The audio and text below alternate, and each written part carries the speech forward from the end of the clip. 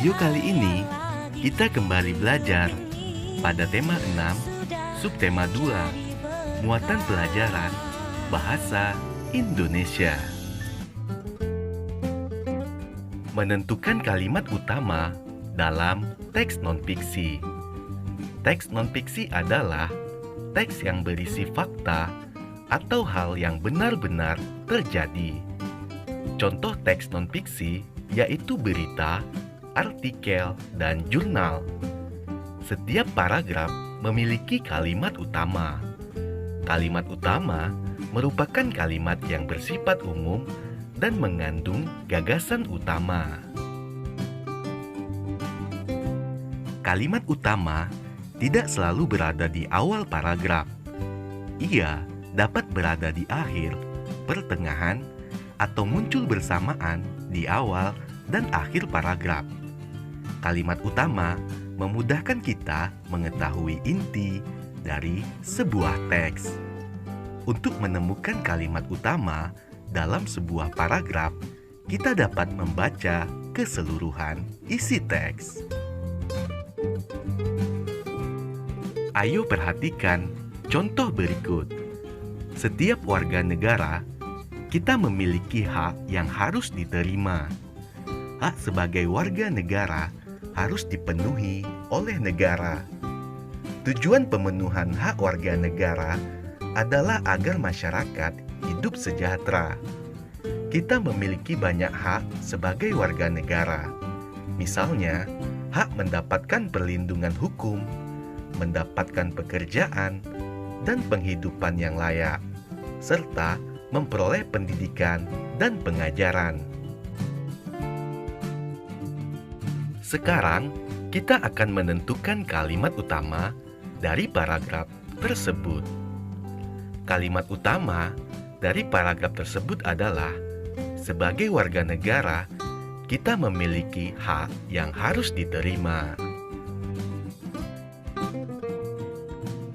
Menentukan kalimat utama dalam teks non-fiksi.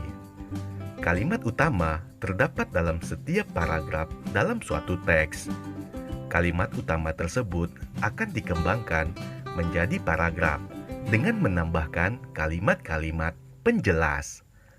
Berdasarkan kalimat utama, kita dapat memperoleh informasi yang terdapat pada paragraf.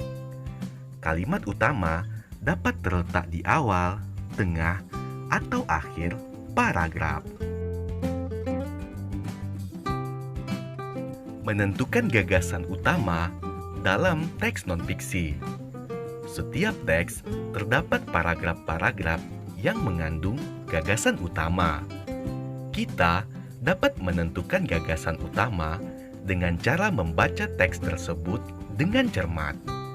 Gagasan utama merupakan pokok pikiran setiap paragraf. Pokok pikiran setiap paragraf dapat diketahui dengan menentukan kalimat utama paragraf tersebut. Ayo perhatikan contoh berikut. Ragam tarian Indonesia mencerminkan kekayaan kebudayaan daerah. Setiap daerah di Indonesia memiliki tari kreasi yang berbeda. Tari kreasi adalah tari yang gerakannya berasal dari pengembangan gerak tari tradisional. Tari kreasi tidak terikat dengan aturan, baik gerakan maupun aspek lain. Jadi, gagasan utama dari paragraf tersebut adalah keragaman tari di Indonesia. Menggali informasi dari teks non-fiksi. Kita sudah belajar menemukan kata kunci dari judul teks non-fiksi. Dari kata kunci tersebut, kita dapat memperkirakan isi teks. Kita juga dapat menemukan kata kunci di setiap paragraf. Berdasarkan kata kunci tersebut, kita dapat memperoleh informasi dari teks. Kata kunci dari sebuah paragraf dapat berupa kata atau ungkapan yang berisi informasi penting. Kita dapat membuat peta konsep dari kata kunci yang terdapat di setiap paragraf. Peta konsep tersebut menggambarkan informasi dari teks yang kita baca. Ayo perhatikan contoh berikut. Makanan sehat untuk pertumbuhan. Siswa kelas 6 sekolah dasar dapat dikatakan berada pada masa pertumbuhan yang sangat penting. Pertumbuhan dipengaruhi oleh banyak hal. Salah satunya adalah makanan. Makanan yang sehat sangat diperlukan untuk pertumbuhan badan. Judul teks tersebut adalah Makanan Sehat untuk Pertumbuhan.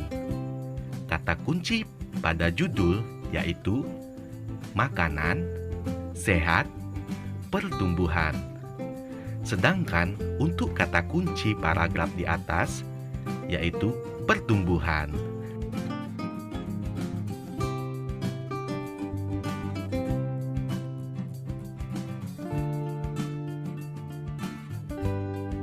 Menggali informasi dari teks non-fiksi.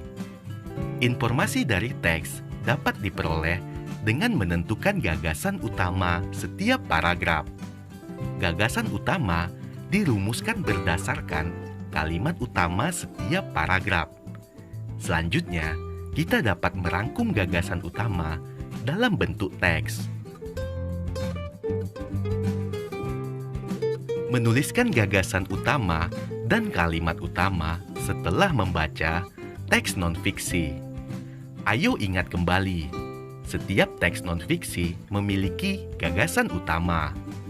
Gagasan utama merupakan pokok pikiran sebuah teks. Setiap paragraf dalam teks memiliki kalimat utama di dalamnya. Kalimat utama berisi inti informasi dalam suatu paragraf. Ayo perhatikan contoh berikut. Hak warga negara berkaitan erat dengan tujuan nasional yang tercantum dalam UUD 1945 alinea keempat. Oleh karena itu, hak warga negara harus dilaksanakan. Dengan melaksanakan hak, tujuan nasional menjadi mudah tercapai. Sebelum melaksanakan hak, kita terlebih dahulu melaksanakan kewajiban. Kalimat utama pada paragraf tersebut adalah hak warga negara berkaitan erat dengan tujuan nasional yang tercantum dalam UUD 1945 alinea keempat. Jadi, kalimat utamanya berada di awal. Sedangkan untuk gagasan utamanya yaitu hubungan hak warga negara dan tujuan nasional.